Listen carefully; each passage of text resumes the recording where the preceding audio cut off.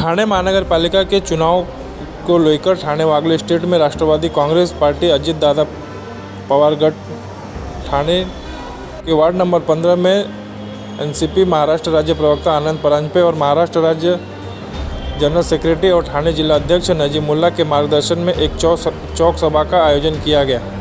इस सभा में दोनों उम्मीदवार अभिजीत गोदपगार और आदेश सिंह उपस्थित रहे और यह सभा इसलिए आयोजित की गई कि ताकि यह पक्का हो सके कि आने वाले महानगर पालिका चुनाव में ये दोनों उम्मीदवार भारी बहुमत से चुने जाएं। इस सभा में एनसीपी महाराष्ट्र राज्य सचिव रमेश इंदिसे, ठाणे महिला शहर अध्यक्ष वनिताताई गोदपगार, उम्मीदवार अभिजीत गोदपगार और आदेश सिंह, कोपरी पचपकाड़ी विधानसभा प्रवक्ता अजित ओझा और दूसरे सभी कार्यकर्ता यहां पर उपस्थित रहे। इस सभा में एनसीपी पार्टी के सैकड़ों कार्यकर्ता उपस्थित रहे।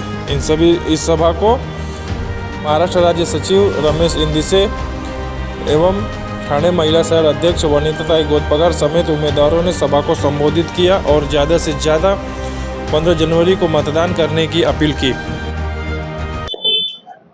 काय सांगाल, आज प्रभाग क्रमांक 15च्या उमेदवारांसाठी चौक सभेचं आयोजन करण्यात आलं होतं, आपण स्वतः त्याला निवेदन केलं काय?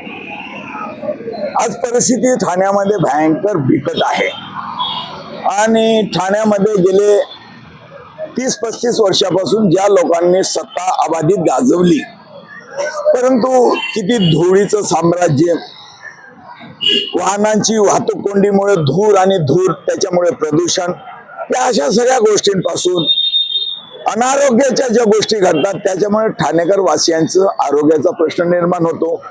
त्याच्यासाठी सुव्यवस्थित सुयोग्य असं हॉस्पिटलायझेशन नाहीये ठाण्यामध्ये। मग सामान्य जनतेने औषध उपचारासाठी या प्रायव्हेटीकरण मधल्या मोठमोठ्या नामांकित हॉस्पिटलमध्ये जायचं आणि आपला खिसा सगळा खाली करून टाकायचा। तर ह्या नेत्यांना ते का लाज वाटत नाही की ठाण्यासारख्या महानगरमध्ये क्वालिटीचं हॉस्पिटल नाही दिलं, क्वालिटीचे शाळा कॉलेजेसची व्यवस्था नाही, अहो नीटनेटके रस्ते धड नाहीत, जागोजागी खड्डे खड्डे आणि खड्डे। मी गेले अनेक वर्षे अनेक आयुक्तांशी पण भेटलो, अनेक आमदार खासदार महापौर यांच्याशी भेटीगाठी करून अनेक निवेदनं पण दिलीत की बाबा रे, या वाहतूक कोंडीसाठी काही सूचना आहेत, कुठं अंडरग्राउंडिंग रस्ते बनवा, कुठे उड्डाण पुलं बनवा, जेणेकरून लोकांचा वेळ वाया न जाता देशाच्या संपत्तीला कष्ट उपसण्यासाठी ते प्रवास करत असतात लोक। ते का मौजमस्तीसाठी पिकनिकसाठी रोज गाडींमधून आपल्या वाहनांमधून निघत नसतात। तर ह्याची कुठेतरी या देशातल्या मोठमोठ्या गप्पा मारणाऱ्या राज्यकर्त्यांना लाज वाटली पाहिजे। नाही तर जवळच चला नवी मुंबईमध्ये काही गाव असो, तो कुठलाही पक्ष असो, कुठलेही नेते असो, क्वालिटी हिरवळ आहे, नीटनेटके फुटपाथ आहेत, जागोजागी शौचालयाची व्यवस्था आहे।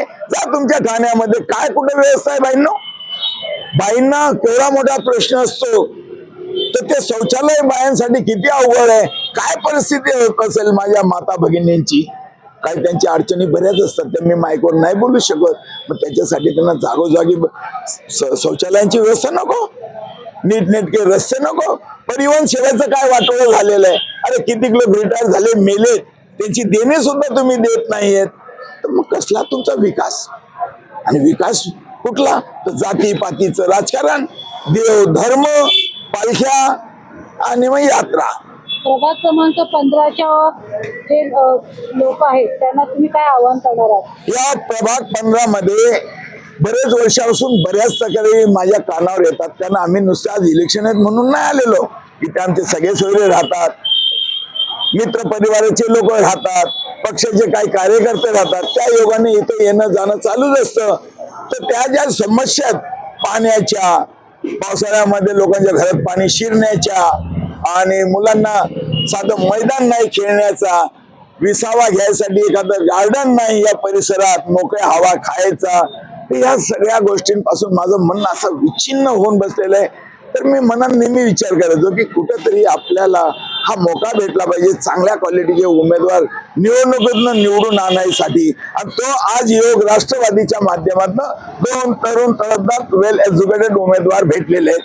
हे जर विजयी झालेत तर मी ग्वाही देतो की ह्यांच्या मार्फत ह्या ज्या काही समस्या, पहिला पाण्याचा प्रश्न सोडवेल, आया बहिणींचा जो बाथरूमचा प्रश्न आहे तो सोडवेल, एखाद्या गार्डनसाठी आणि मैदानासाठी तो प्रश्नासाठी मी 5 वर्षामध्ये कार्यरत राहील, कटिबद्ध राहील, एवढी माझी या निवडणुकीच्या माध्यमातून जनतेला विनंती आहे.